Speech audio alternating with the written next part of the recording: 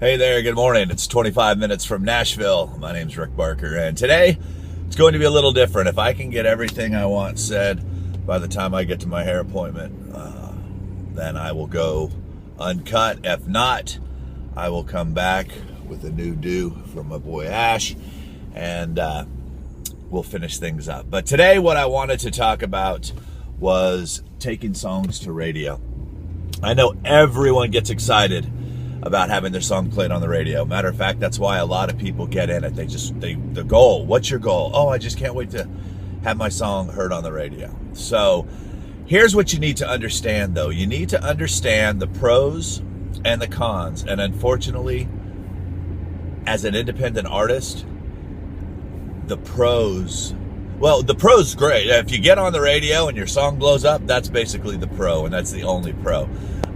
If you don't get on the radio and you try to do it the traditional way. And today I'm going to talk about country music because I'm here in Nashville and I see this happening all the time, and millions upon millions upon millions of dollars have gone down the drain. And had people known the information that I'm about to give you, it would have saved a lot of people a lot of money, a lot of time, and a lot of heartache. So here's the deal.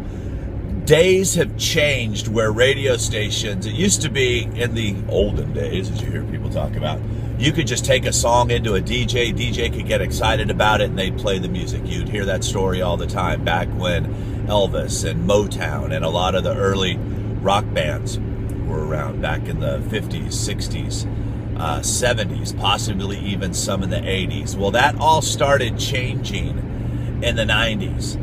And in the 90s, Bill Clinton passed an act which allowed radio stations to own more than one station in multiple markets, and that's when the clear channels became big, and the Cumulus and the CBS and things like that. So that was right up around 96, right around the time the internet started. So when that happened, you had major corporations controlling a lot of stations, and they would start putting in place these quote-unquote regional program directors. So the music decisions a lot of times weren't even being made inside the building. Okay, so that'll get you caught up as far as the transition on how things happen. Now, let's bring it to today. Today, it's harder to get on the radio today because there's less quality spots available in hours where people actually hear the music. So there's still just 24 hours in a day, but what happens is that songs need to go through their progressions, and their progressions usually go from a light rotation, which is in the middle of the night. We've talked about that before. Medium rotation might start getting a play sometime between 7 and midnight, and then a heavy rotation, man, it's just getting nailed all the time. You know, you're hearing the song all the time, you're on the radio, you're hearing it. Well, if you notice, there's only about 20 of those songs. So if the major record labels are out there competing for those same 20 spots, and you're an independent artist trying to compete for those same 20 spots, and they have relationships and a proven track record, how hard do you think it's going to be for you to break through? It's going to be very hard. That's why it doesn't happen. That's why we haven't had an independent artist without a major record label behind them. And I'll recheck the numbers, but I don't think they've been able to crack the top 20.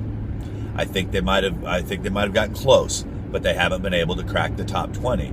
And the deal is, you don't really start making money on your single until it gets into the top 20. That's if you happen to own the single, because the only people making money on the first radio single are the publishers and the writers of the song. It's not the record company, and it's not the artist.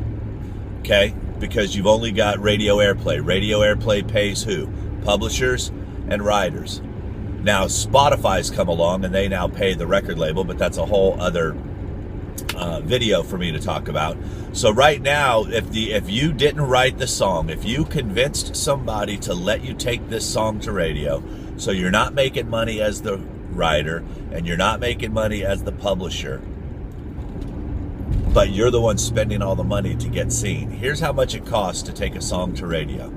First off, you're going to go in and have to record the song, and that's going to cost you anywhere between $5,000 and $10,000 to get the song radio ready.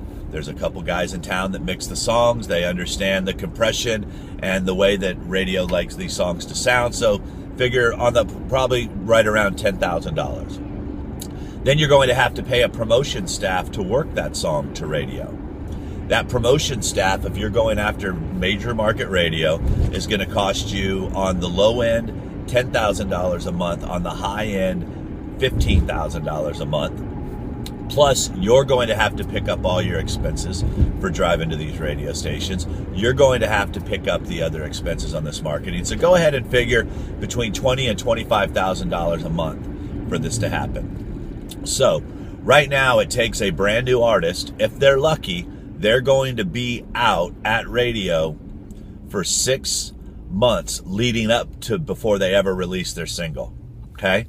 So that's 6 months at $20,000, that's $120,000. Now you go for your ad date.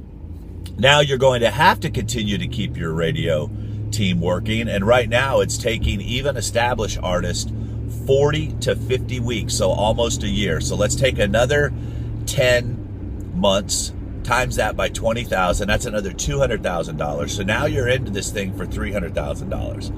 Now they're going to say you probably need a video to make things happen. You're going to go spend $50,000 on a video. Now you're into $350,000 on a system that hasn't worked up to this point, in a situation where you're not even getting into a position yet where you can start reaping the benefits of having a charted single if you happen to get one. Right now, if you go to Mediabase, there's 178 songs all trying to get into that top 20. And most of the time, your songs aren't as good as the songs in the top 20. They're just not. You're not expected to be there yet. But everyone thinks just because they can record a record and they can afford to go on radio tour that they should be there. And it gets real expensive. And then what happens is that your radio team comes back and starts telling you things like, wow, we weren't expecting Taylor Swift to release a record. And, it's really hard right now because you don't have this and you don't, and it's just they're just talking heads at that point. But they did what you asked them to do. They took your song to radio. Yes, they can go take a song to radio. Can they get it played? No guarantees. There's no guarantees that they can even get it heard. And that's the sad part right now. The hardest part is getting your song heard. So that's not meant to scare you. It's just to let you know it is very expensive to take a song to radio. No matter how much money you have, if it could be bought, we would have more Taylors. I always say that. If relationships, a lot of times, these guys at radio, their job only, I told you the other day, the radio station's role is to sell advertising to make money. The program director and music director, their job every day is not to lose their job. So you go out and show them that there's a reason. That's why I promote breaking regionally. It's less expensive. It's easier to build relationships. You're from North Carolina. You're not trying to convince California radio stations to play you. There's no reason for them to play you. Now, if you end up on a major label because you've gone out and built a following regionally and got some regional airplay and you have ticket sales to show in that region, you're going to be much more attractive to a label. And that goes back to what I've said in previous videos. Go make yourself a partner. All right. So I hope that helped. Actually pulling up now to get the haircut. So everything worked out time-wise. Pretty perfect. If you'd like more information, you can always go to my website, musicindustry.blueprint.com. Actually, I'll be dropping some new free videos on there for you here real soon. If you have any comments or suggestions, please leave them below. Please subscribe to the videos. If you think anyone can benefit from these videos, please, I would really appreciate it if you would share them. We're just trying to get the message across to as many people. And this music business is a tough one to navigate, so let's not make it any harder than we have to. All right, have yourself a great day, and I'll talk to you on the next episode of 25 Minutes from Nashville. Ciao.